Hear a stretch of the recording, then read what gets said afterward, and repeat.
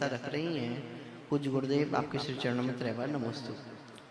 गुरुवर, कल कश्मीर की वादियों में जो कुछ हुआ वह केवल आतंक नहीं बल्कि मानवता पर प्रहार था।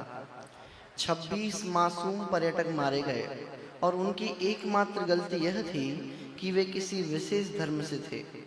बताया गया है कि आतंकियों ने पहले लोगों से धर्म पूछा और फिर गोलियों से उन्हें छलनी कर दिया। पहले जहां अधिकतर आतंकी स्थानीय होते थे और पर्यटकों का निशाना नहीं बनाते थे, वहीं अब लगभग 90% आतंकवादी पाकिस्तान से भेजे जाते हैं, जो कश्मीर की टूरिज्म रीढ़ तोड़ने के लिए जानबूझकर बाहरी लोगों को मारते हैं। हे गुरुवर, यह धर्म के नाम पर हिंसा का नंगा नृत्य कब तक? क्या इसका कोई अंत है? क्या हमारी शांति और सहिष्णुता के प्रयास कभी इस अंधकार पर विजय प्राप्त कर पाएंगे? नमोस्तु गुरुवर, कृपया समझाएं। जो घटना कल कश्मीर में घटी, बड़ी भयावह घटना घट गई। अभी तक ऐसा सुनने को नहीं मिला था, ऐसा देखने को नहीं मिला था।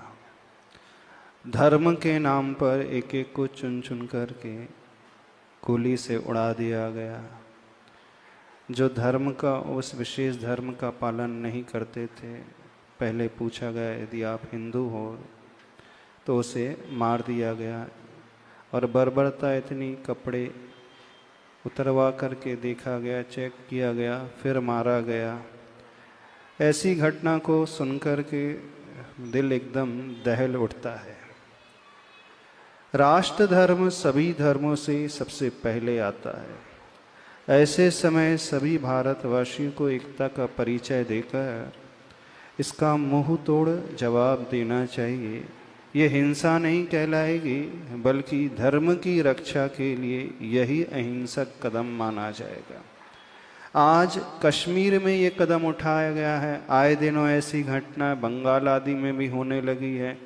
आए दिनों ऐसी घटना उन क्षेत्र विशेष में होने लगी हैं जहां हिंदू आदि वर्ग बहुत कम है।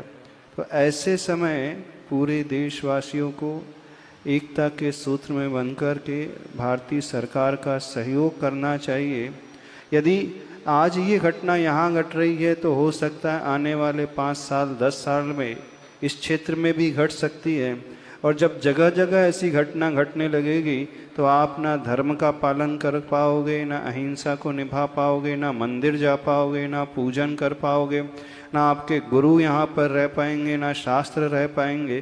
तो आगम यह कहता है ऐसी स्थिति में हर व्यक्ति को कमर कस के तैयार हो जाना चाहिए और यही उसका राष्ट्र धर्म होता है। जहाँ राष्ट्र धर्म की बात होती है वहाँ कोई जाति विशेष, पंथ विशेष नहीं होता है। वहाँ तो राष्ट्र को प्रमुखता से स्थान दिया जाता है। और सुनने में आ रहा है ये घटना पड़ोसी देशों से हो रही है, तो ऐसे समय उन्हें भी सबक सिखलाया जाना चाहिए ताकि वह भारत की शांति को अस्थिर न कर सके और लोगों में एक भयावह माहौल पैदा न कर सके। यदि बॉर्डर में शांति रहेगी, क्षेत्र में शांति रहेगी, तो आपके घर में शांति रहेगी, मंदिर में शांति रहेगी। मंदिर में जाकर के गुरु के पास आकर के हम धर्म पालन कर सकते हैं। और चारों तरफ अराजकता और अशांति का माहौल, और ऐसा माहौल जो बर्बरता की हद तक को क्रॉस करने वाला, सारी मानवता की हद को क्रॉस करने वाला, उन लोगों ने यह नहीं देखा कि ये भी सामान्य मनुष्य हैं जो टूरिस्ट बन करके अपना घर बार छोड़ करके वहाँ गए थे। उनके पास कोई अस्त्र शस्त्र नहीं थे, हथियार नहीं थे कि वह उसका जवाब दे सकते। वे तो भोले भाली जनता थी, वो अपने बड़े अच्छे से जीवन यापन कर रहे थे। तो धर्म कभी, कोई भी धर्म विशेष, चाहे आप किसी भी मजहब को मान रहे हो, किसी भी धर्म को मान रहे हैं, कोई धर्म विशेष कहीं नहीं सिखाता कि सामान्य से मनुष्य की ऐसी हत्या कर दे जो दूसरे धर्म की आस्था रखने वाला है, दूसरे प्रभु को मारने वाला है। ये धर्म सिखाता ही नहीं। हर धर्म में यही कहा गया है, अपनी इच्छा अनुसार, अपनी श्रद्धा अनुसार अपने इष्ट प्रभु की आराधना करें और भाईचारा का परिचय दे और एक दूसरे के प्रति गले मिलकर के अच्छे से रहना सीखें। यदि यही होगा तो अच्छा हो पाएगा, नहीं है तो चारों तरफ जो विश्व में माहौल बना हुआ है, हर जगह युद्ध जैसा माहौल, हर जगह क्रॉस बॉर्डर टेररिज्म जैसा हो रहा है, युद्ध जैसी स्थिति यूरोपियन कंट्रीज़ में चल रही है, रसिया में चल रही है, उस साइड चल रही है, फिलिस्तीन आदि में चल रही है। इन घटनाओं को देख करके ऐसा प्रतीत होता है कि भविष्य बहुत असुरक्षित सा है। अभी 2 वर्ल्ड वार हो गए, कहीं ऐसा ना हो कि धीरे धीरे ये चिंगारी एक विशाल दावानल का रूप ले ले, और जब ये दावानल का रूप ले लेगा तो यहाँ कोई भी नहीं बच पाएगा, कोई भी नहीं बच पाएगा। युद्ध, हिंसा, क्रूरता, बर्बरता, एक दूसरे की हत्या करना और विशेष रूप में धर्म के नाम पर, ये सरासर गलत है। ऐसे समय सारे संगठनों को एकत्रित होना चाहिए, सब लोगों को मिलकर के कार्य करना चाहिए। और यहाँ शांति से बैठने की बात नहीं, जिस भाषा में वे समझे उसी भाषा में समझाना चाहिए, तब हम अच्छे से अपने धर्म का अनुपालन कर सकते हैं।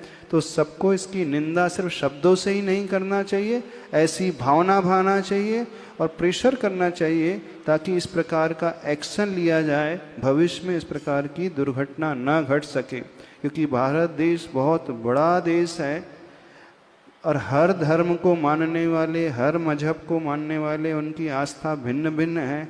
हम जबरदस्ती किसी की आस्था को परिवर्तित नहीं करा सकते। इतिहास ऐसा हुआ है, इस प्रकार से घटनाएं घटी हैं कि जब राजतंत्र था तो वहाँ पर राजा ने जबरदस्ती चला करके नगर के नगर, शहर के शहर, राज्य के राज्य जो है मजबूर करने पड़े कि वो उन धर्म को अपना ले, अपने उस मूल धर्म को छोड़ करके। तो चाहे भय दिखाकर, चाहे लोभ दिखाकर, किसी भी हालत में धर्म परिवर्तन की बात तो होनी ही नहीं चाहिए। अपनी अपनी आस्था का विषय है। और जो भारतीय संस्कृति तो ऐसी संस्कृति है, यहाँ पर जो भी आया है उसे शरण मिली है। भिन्न भिन्न मजहब के लोग आए हैं जो यहाँ के कभी मूल निवासी नहीं थे, उन्हें भी शरण मिली है। तो भारतीय संस्कृति तो वसुधैव कुटुंबकम को मानने वाली है। उसकी दृष्टि में सारी पृथ्वी, सारी वसुधा एक कुटुंब, एक परिवार की भांति होती है। यहाँ कोई भेदभाव ही नहीं है। यहाँ हिंदू, मुस्लिम, जैन, सिख, ईसाई की कोई भेदभाव की भावना नहीं है। आप जैसा कर रहे हो करो, लेकिन शांति का माहौल बना करके रखें। तो ये ऐसा कुछ कार्य कदम अवश्य उठना चाहिए ताकि भविष्य में इस प्रकार की घटना ना हो सके। नागपुर से